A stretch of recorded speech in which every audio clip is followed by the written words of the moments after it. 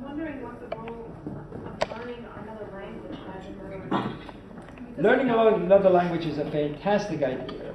The best way to learn another language, I mean, it's always good to learn another language. As a general principle, I'm sorry, pacing now. I'm a pacer.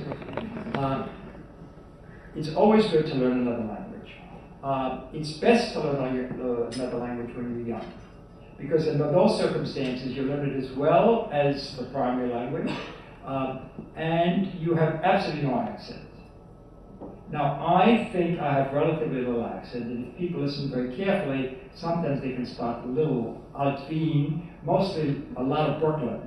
But my wife, who came, that's very but my wife, who came here when she was 15 or 16, has a French accent she will never lose, thank God. It's part of her charm. And it's very, very interesting. There is an area called Broca's area, which contains the grammar for language. And if you learn a language together with, if you learn two languages at the same time, early on, both languages are represented within Broca's area. If you learn it later, there's a separate representation for it.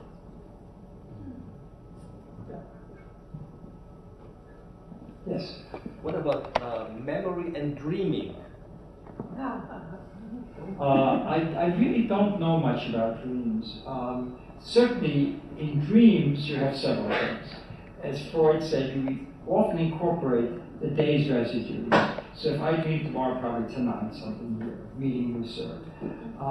But there's certainly recurrences. Many things are made up in dreams, but there are things that come back. The most famous kinds of things, which often is a distortion, is the college anxiety dream. I don't know whether any of you have this, yes. That one has the feeling one has missed an exam, you come late and the exam is over, something that's terribly frightening. Most of those people have never had that experience, but it comes back in the dream. To get back to the question of the different phases and the critical period of time in which people need to learn how to distinguish different types of faces, how can we project the changes that will happen in our children who are one-facing with an iPhone, all the time, and not being able to, for example, or the computer or whatever you might have, what kind of changes that might be projected to happen? I'm Jewish, but I'm not a prophet.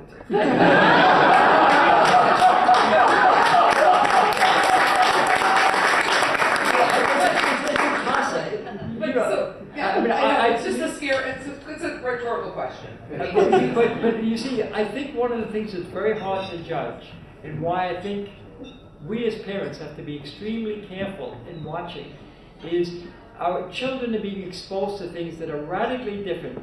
Every generation is exposed to some different things that didn't exist in the previous generation. But the number of things that are now being incorporated into people's lives is extraordinary. The amount of time they spend messaging each other, Skyping each other is extraordinary. I think it's a waste of time, but who's to know? So I think the important thing is to make sure that the basic tasks are done, that they do their job in cleaning up around the house, and absolutely homework has to be done. The rest of the thing, you have to play it by ear. You have to see how it develops, their confidence in themselves, their ability to interact with other people. It's hard to predict.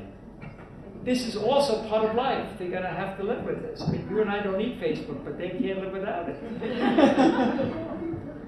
So there are some good drugs that help with slowing the progression of dementia, such as Aricept.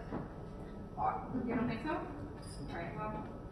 I mean, Aricept has a marginal effect. It does. Yeah, I think most people feel at the moment there's not a single drug that really helps in Alzheimer's disease. Is there any medications now that are on the market or in development for memory issues as a result of brain injury?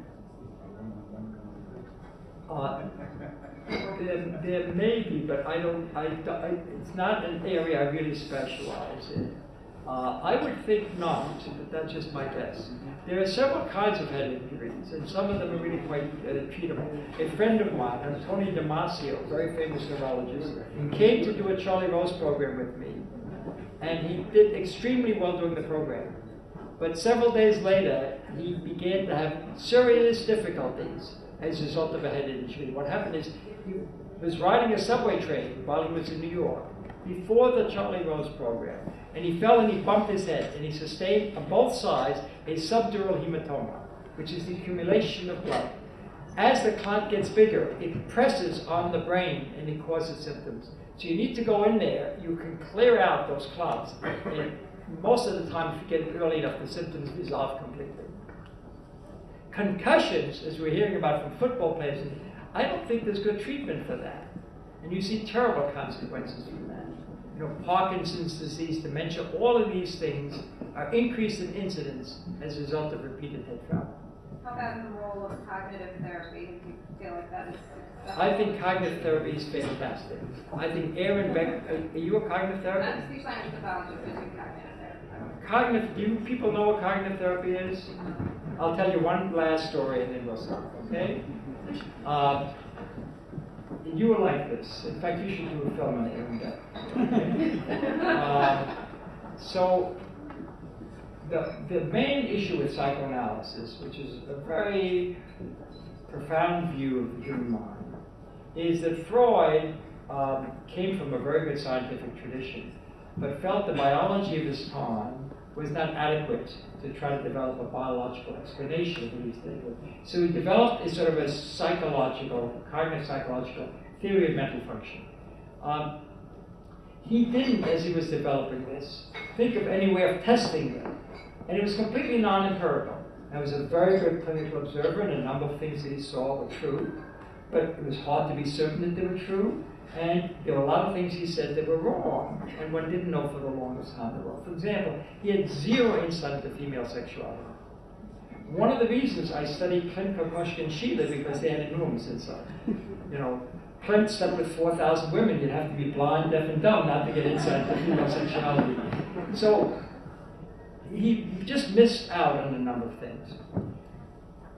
Nonetheless, the analytic community, particularly in America, continued to perpetuate this thinking and carry it into treatment, sometimes effectively, sometimes not, without any concern of testing it. Aaron Beck came along and he wanted to test certain Freud's ideas. Freud had an idea that depression is due to anger. You first turn the anger outward, and you feel guilty because you're a nice person, and you turn it inward. And turning inward is what causes depression. So these are characterologically predisposed people to show anger, and they, under certain circumstances, turn it inward. They feel miserable, and the limit, if you turn it inward enough, you do away with yourself. Okay? So Aaron Beck thought he would look for unconscious anger in his depressed patients, and he looked at dreams, because dreams, Freud said, is a road to the unconscious. He listened to the dreams of people who were depressed, and they showed no more anger than people who were not depressed. What we found is there was a very distinctive cognitive style in depressed people. They always thought they were losers. No matter what they did, it wasn't good. Their job was not satisfying. You know, the home situation was not satisfying. And you would look at some of these people. They were running corporations. They had, you know, perfectly reasonable social relationships. There was a complete mismatch between their accomplishments and their cognitive perceptions of it. And as he began to point out to them, you know, you're screwed up in your thinking. You know, look what you've accomplished here, there, and elsewhere. They began to change. And often in 20 sessions of therapy, he was able to help people. So what did he do? He wrote a cookbook. So even Andreas Stadler could do this. Anybody, the man of the street could do it. And people began to be able to do the same thing he did, which Freud never did, right? And then he did comparison studies. He compared placebo in depression to cognitive behavior therapy. Cognitive behavior therapy is better. And then he tried selective serotonin uptake inhibitors, antidepressants. And he showed for mild and moderate depression, it is absolutely as good, if not better, than the drugs. In serious depression, it is not as good, but if you do the two together, you get an improved outcome.